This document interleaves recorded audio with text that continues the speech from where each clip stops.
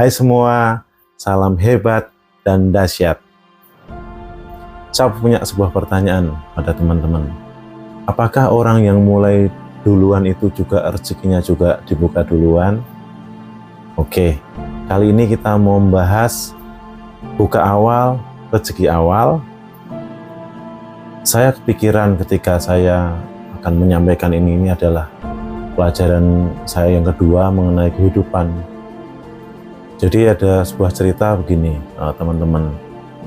Saya punya kendaraan motor 2 itu pada saat itu sudah sangat susah dinyalakan. Ternyata memang yang saya cek dia harus ganti akinya, teman-teman. Kemudian untuk menghemat waktu dan sebagainya, saya mencoba memperbaiki lebih awal kendaraan saya ini supaya apa? Jangan terlalu siang sehingga bisa beraktivitas dan tidak mengganggu plan atau rencana kegiatan saya seharian itu. Dan teman-teman, apa yang terjadi? Saya mencoba mencari beberapa bengkel, baik bengkel resmi ataupun istilahnya bengkel yang swasta seperti itu. Saya coba muter-muter itu dari satu tempat ke tempat yang lain. Saya ketika mendatangi banyak yang tutup, teman-teman. Ya padahal saat itu ya sudah jam 8 lah itu. Kemudian tidak tanpa sengaja saya menemukan satu bengkel ini dan saya langsung masukkan ke bengkel tersebut. Kemudian saya udah sampaikan keluhannya sebagai ini dan ini bla bla bla bla. Akhirnya sama yang punya bengkel mengatakan, Mas ini harus ganti untuk akinya. Oke. Terus dia menyebutkan nominal, saya bayar, aki diganti dan kendaraan saya bisa berjalan dengan lebih lancar.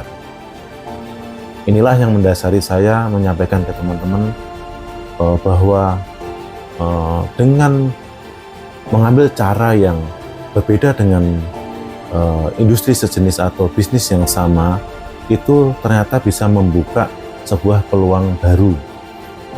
Jadi ini beberapa cara kerja ini atau skema seperti ini tuh diterapkan beberapa perusahaan. Ya, jadi untuk memperoleh income atau customer sebagai services, dia istilahnya membuka jam-jam operasional yang di luar nalar seperti itu. Industri perbankan juga dulu sempat ya masuk ke peluang seperti ini yang cara berpikirnya berbeda dengan yang kebanyakan orang ambil. Mereka ada yang buka weekend banking dan sebagainya, dan cara-cara seperti itu sangat ternyata efektif, teman-teman. Bahkan public service seperti tempat samsat, pembayaran pajak dan sebagainya, itu yang kita lihat sekarang mereka menempatkan loket-loket pembayarannya di mal-mal ataupun mereka menggunakan kendaraan yang mobile, sehingga istilahnya kalau kita sering bilang ini adalah services jemput bola. Di sini kita sama-sama belajar, teman-teman. Teman-teman memilih atau di bagian mana? Ada tipikal orang itu yang memandang sebuah hidup itu ya sudahlah, jalani aja apa adanya, sambil kita melihat nanti di tengah jalan mau seperti apa kita tidak tahu. Atau teman-teman mau memilih orang-orang yang sebelum bertindak dia memikirkan konsekuensi dan plus minusnya dalam mengambil sebuah keputusan tersebut. Dan juga bahkan ada yang ideal memiliki sebuah passion sendiri, bagaimana dia memperlakukan atau mengambil sebuah keputusan dalam bisnis itu, ataupun dalam hal belajar, dalam hal bekerja sebagai karyawan, memiliki treatment atau cara-cara tersendiri bagaimana supaya dia tidak menjadi kebanyakan orang.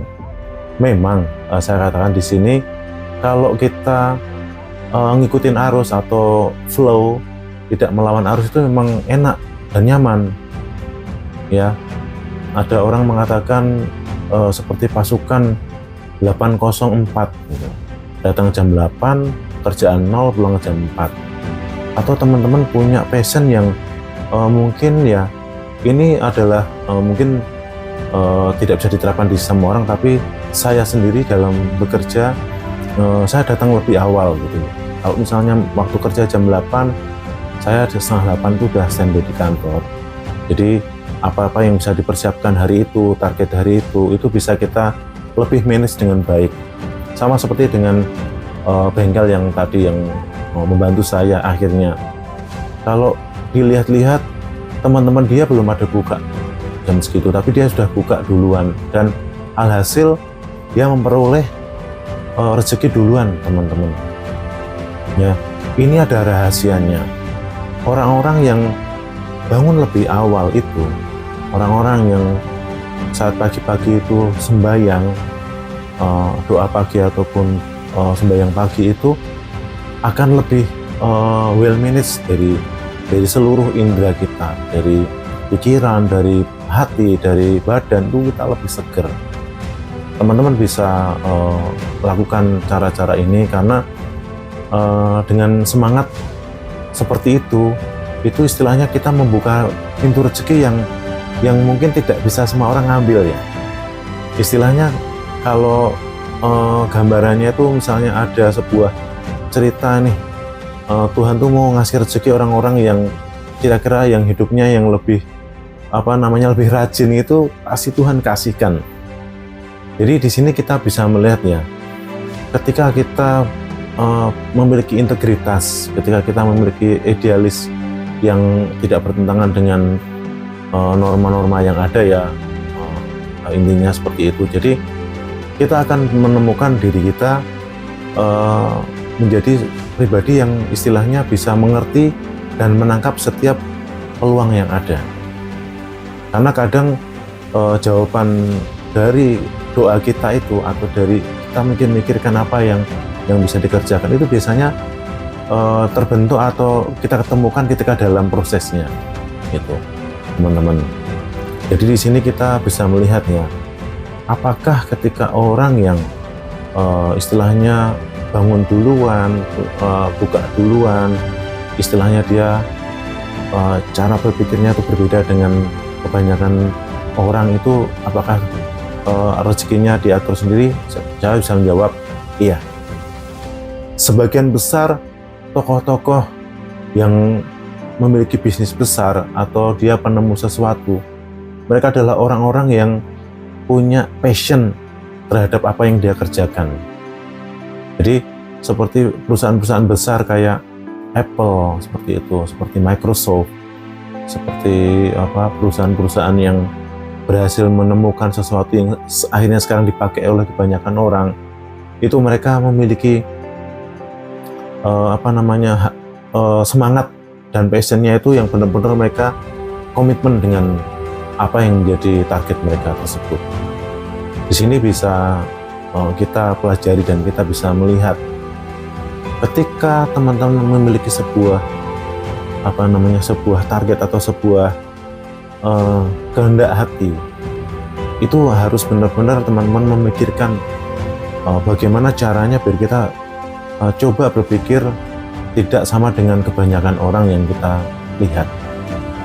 Orang mengatakan keluar dari zona nyaman, keluar berpikir out of the box seperti itu.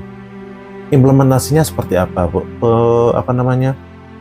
eksekusinya seperti apa dalam kehidupannya. Salah satu contoh yang simpel adalah dengan kita memiliki pola hidup kita lebih dahuluan dari teman-teman yang lain, dari bisnis yang sama, dari pegawai yang sama, dari pelajar yang sama, dari industri yang sama. Itu kita harus memberikan diferensiasi. Itu yang perlu kita ambil bersama-sama ya. Jadi intinya bahwa ketika kita memiliki sesuatu yang menjadi ciri khas kita yang berbeda dengan orang akan pasti ingat itu, top of mind. Oh ya, kalau saya mau beli air, saya ingatnya apa? Ketika saya mau obat sakit kepala, seperti apa? Karena mereka memiliki diferensiasi yang mereka ambil posisinya seperti itu. Ya, ketika dulu terjadi pandemi, aplikasi Zoom adalah benar-benar yang fenomenal, yang membantu orang untuk bisa bertemu dalam waktu bersamaan di berbagai tempat. Ini adalah salah satu contoh yang saya sampaikan, dan bengkel yang tadi yang membantu saya dalam mengganti aki motor saya, sehingga dia menerima rezeki atas payment yang saya berikan, dan konsumen-konsumen lain yang datang lebih awal yang membutuhkan jasa itu. Jadi mari kita memiliki semangat. Kalau memang berjuang untuk keluarga, kita berjuang untuk masa depan, kita berjuang untuk pendidikan kita harus memiliki cara berpikir yang berbeda, ya. Buka di awal, rezeki di awal, itu harus perlu kita terapkan. Atau mungkin yang lain sudah tutup tapi kita buka sendiri.